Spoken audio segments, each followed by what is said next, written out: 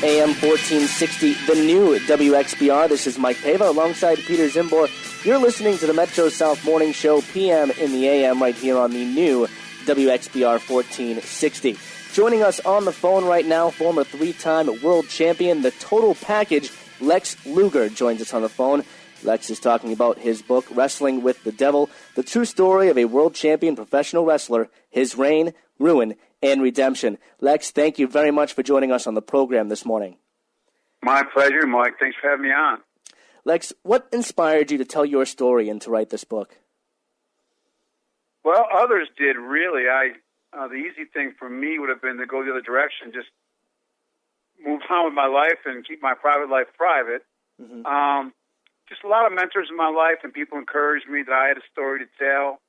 The title kind of says it all, Reign, Ruin, Redemption, and they just felt that I could help other people, and I'm an encourager these days, and so just the way doors opened with a publisher, Tyndale Publishing, which was an incredible publishing company. I was a guest speaker with them, and they wanted to hear more about my story, and I had a great writer friend here in Atlanta named John House, who wrote for the local Atlanta newspaper here, and just the way everything lined up, it just came to pass. And I just had to, at that point, just follow the open doors. So they did a tremendous job, and I'm so pleased. I never thought of writing a book. I was the kind of guy who could hardly get a C on a 2-page English paper in high school. So I can't take much of the credit. They did such a great job of putting it all together and putting my story out there, and I'm really, really pleased the way it turned out. I'm very excited about it. We're going to be discussing how you help the young wrestlers of today a little bit later on in this interview. But Lex, let's first start and talk about your run in pro wrestling.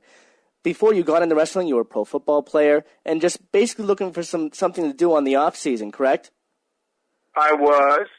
Now, can you compare training for the gridiron to training with somebody like Hiro Matsuda? No, completely apples and oranges. Mm-hmm. From football training, I used to speed and high performance training and working on my vertical jump and my 40 time, my shuttle speed, and, my bench press. And Matsuda was old school and what he called dungeon. Hindu squats, push-ups off these little bars he had set up off the floor. Old school. He'd take you in for a couple hours and basically torture you to sheer exhaustion for months on end before you even think about taking you in the ring. It was quite but him and I struck up quite the friendship, and he was obviously one of the many guys, but one of the most influential guys as far as me even becoming a wrestler. He was just a fantastic man, and on top of everything else, great family man, just a great guy. Now, do you think the way that he trained his guys was a way to kind of weed out people who he didn't think was fit for the business? Oh, no doubt about it. To get through his requirements, to go from the dungeon even into the ring, you had to really want it. Mm-hmm. He would try to break your will, but the great part of him is he's everything with you. He was at a time in his late 40s, and I was in my 20s, he'd do every rep, every Hindu squat right there with you. Just a very inspirational guy. After a run in Florida, Lex, you were slated to join the Four Horsemen after Ole Anderson's exit. How did your career change after joining the Horsemen? Oh, my gosh, like a rocket ship. Looking back, I didn't grasp the opportunity I was given to become a Four Horsemen and what they meant in the wrestling business at that point with Ric Flair and Arn and Tully and JJ. It was when I look back in the late 80s and my first few years in the career, what an incredible opportunity. It was just both in and out of the ring. It was quite the opportunity. Fantastic.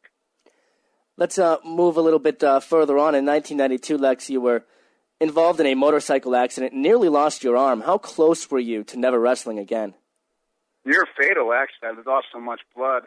I didn't know at the time. Later on afterwards, I found out from Dr. Andrews, who's a world-famous orthopedic guy with all the athletes. He's the one who did the surgery, and I give him so much of the credit. And now, of course, I give God the credit that it was he didn't think he was going to be able to save the arm, and I ended up having complete full function of the arm again. It was as strong as the other. Just incredible how the recovery from that injury. It really was. It was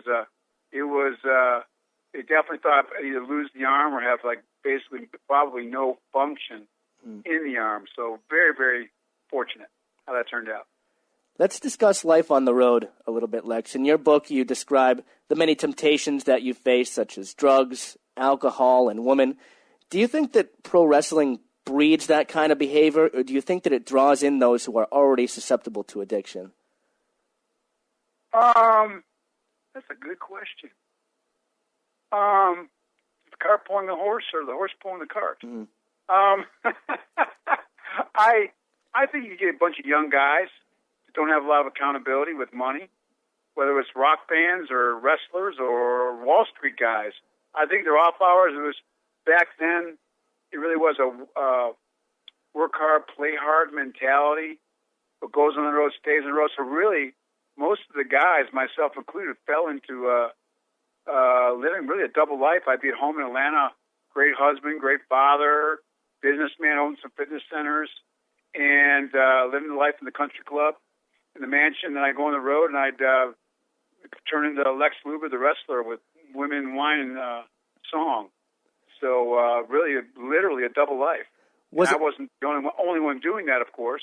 I can only speak for myself. I definitely fell into a double life, and eventually we reap what we sow, so to speak. Was it hard to keep those two lifestyles separate?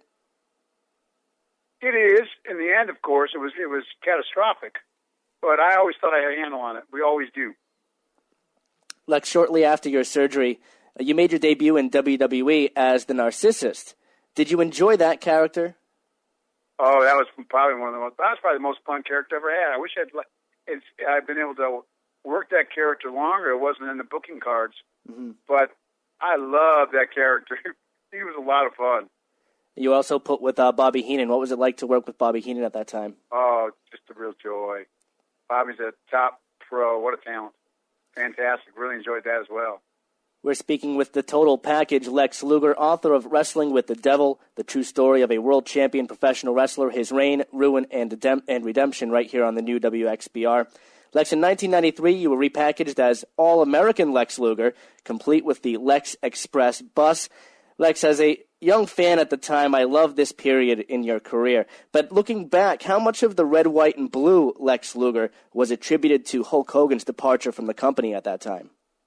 I didn't really grasp that at the time. It wasn't explained to me that way at all. Vince was looking for something to do special for SummerSlam that year. He came up with this Lex Express tour. I thought he was crazy. But he's the master marketing genius, obviously, when it comes to wrestling. And he explained to me how they were going to do it, and that when I got off that helicopter and slammed Yokozuna aircraft carrier, I'd go from bad guy Narcissist to good guy red, white, and blue, and instantaneously. He was right. It was a great promotional tour. The crowd turnout was fantastic for SummerSlam. He didn't really have a plan beyond SummerSlam as far as where we were going to go. He definitely had planned on Yokozuna and Undertaker working together after SummerSlam. And if I was going to wrestle Yokozuna and get a rematch with them, he felt that WrestleMania 10 would be a great time to do that. And we ended up doing that with a three-way between Bret Hart, myself, and Yokozuna at the next WrestleMania 10 because he thought the Garden was a very special place for him, the company, the family. So he said, if I do bring you back around to Yokozuna, I'd love to do that at the Madison Square Garden, which we ended up doing. Did Vince ever promise you anything like titles or things that just didn't pan out? No, Vince doesn't do that. He gives you an opportunity and explains what you're going to do, and there was never a hint of any kind of title or belt talk with me other than, if I do a title switch with you, which he never said he is or not, he never did that with me. He said I would rather save it for WrestleMania 10. So that was really only in our conversation a reference ever to the belt. So Vince kind of gives you the ball and sees how far you can run with it. I think so. He's a great businessman that way. Definitely. Lex, during your first... I'm not sure. I'm not so sure. We could only ask Vince to know, but I'm not so sure he was sure. Mm-hmm. Very interesting. Lex, during your first WCW run, you were also working as a spokesman for Vince McMahon's World Bodybuilding Federation, so you would think that Vince would be sure to keep you under contract, but that wasn't the case as you jumped ship back to WCW after your WWF contract had expired in 1995. When did you first find out that you would be appearing on the first edition of WCW Nitro? And this was what was called the first shot in the Monday Night Wars, essentially. Yeah, I found out the day before. I was working a house show for Vince in Newfoundland, and the deal was finalized. Actually, when I flew to Minneapolis the next day before the show, I signed the contract with them. Now, they told you not to tell Vince. Was that hard for you to do, not to tell Vince, to give him some sort of notice? It definitely was. That was part of the stipulation of signing a deal with WCW because of the Internet, and they wanted it to be total surprise, even bringing me in the building like in a secret room with a towel over my head, and they really wanted that. It was a very, very difficult guy. A very good personal relationship with Vince always. He always treated me very well the whole time I was at WWE. So that was not one of the high points of from my wrestling aspect of my career. I was definitely very torn about that. You finished your career in WCW as Vince bought the company, but you made some appearances in TNA, including being inducted into TNA's Hall of Fame last year by your good friend Sting. Have there been any talks about you being inducted into WWE's version of the Hall of Fame? Not with me personally. I've always heard the rumors. It'd be a real honor. Mm-hmm. But you never know. Let's see what unfolds over time. In 2003, Lex, you vowed to clean up your act in regards to your drinking and consumption of pills. Then in May of that year, Miss Elizabeth passed away in the townhouse that you two shared after a toxic mix of pills and alcohol. How did her death contribute to your downward spiral, Lex, and eventually lead to you becoming a born-again Christian? Well, it would have be a wake-up call, but you are right. After the tragedy of Elizabeth, I spiraled down even further and further over the next couple of years.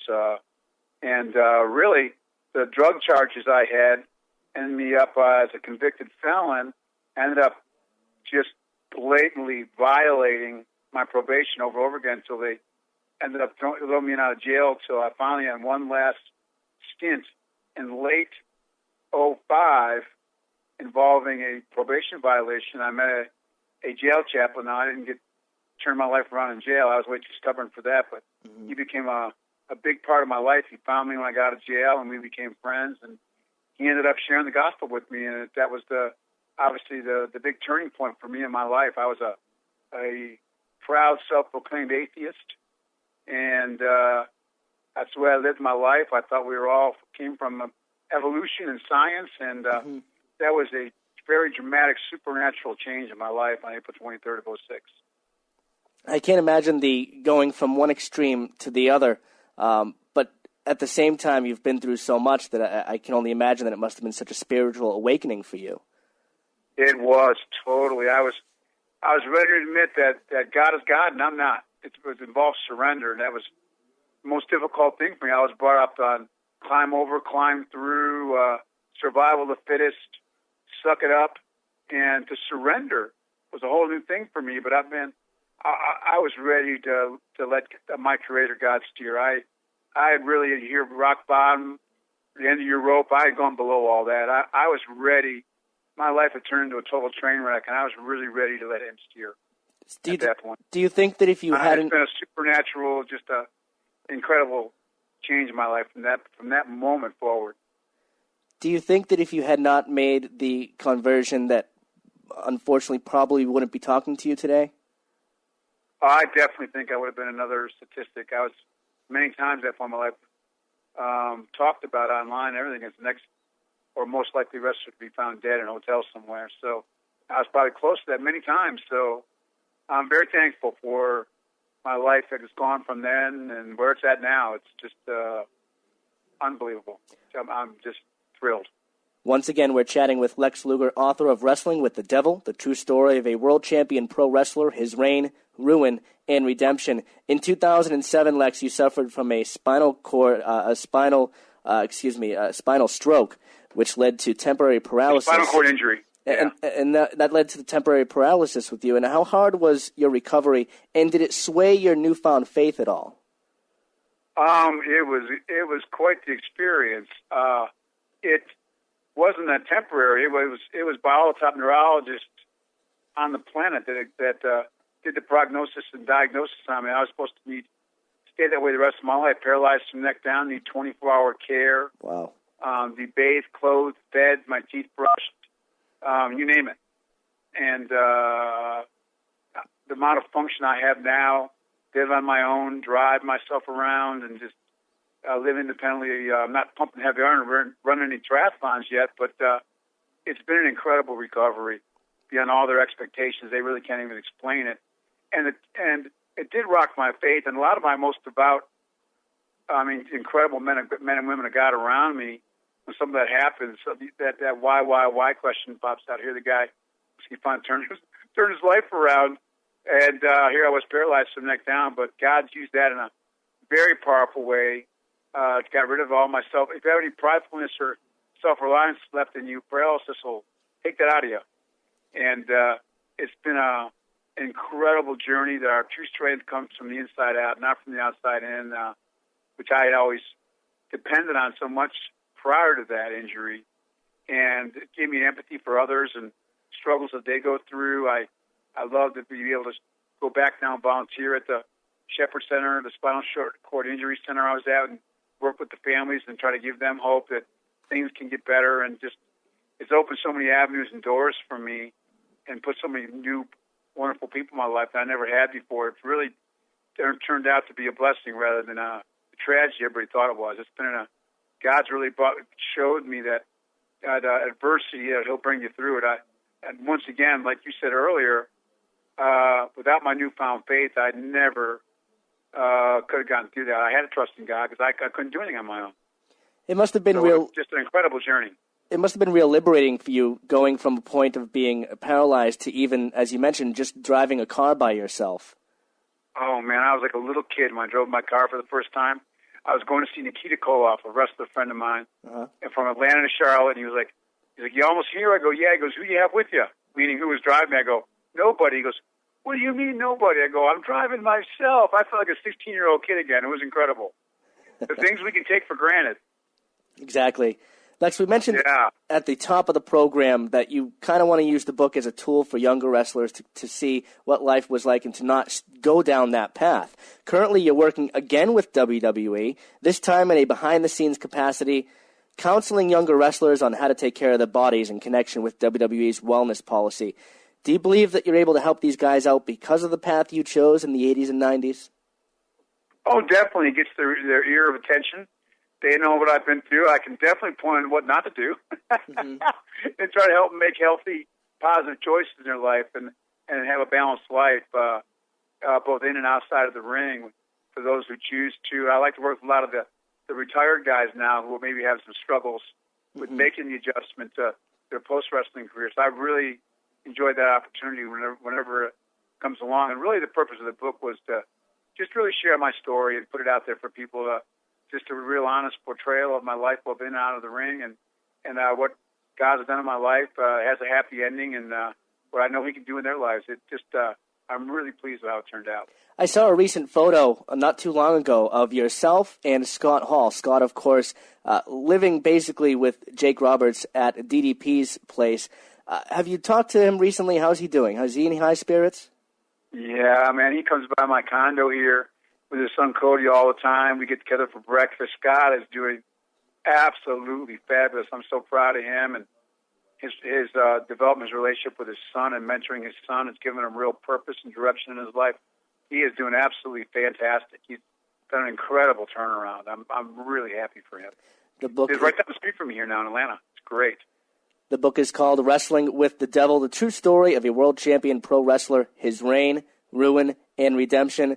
Lex, can you give any words to your fans and listeners of the program before we let you go this morning? I just thank them for we get in the book about things that happen outside of wrestling when we reap what we sow, but my thoughts and love of wrestling and the fans and the 15-year, like the 4th of July fireworks went off. I want to thank them and support they've given me and a second chance they've given me in many ways. I thought I disgraced myself and the profession and just the support the fans give me the last number of years. I just want to thank everybody out there. Lex, I want to thank you very much for joining us on the program. It's a dream come true on my end to be talking to you this morning. The book is available everywhere. Once again, Wrestling with the Devil, the true story of a world champion pro wrestler, his reign, ruin, and redemption. Lex, thank you very much for joining us on the program this morning. My pleasure. Thank you so much. Have a great day. Take care. You're listening to the new WXBR 1460. We'll be back right after this. Stay tuned.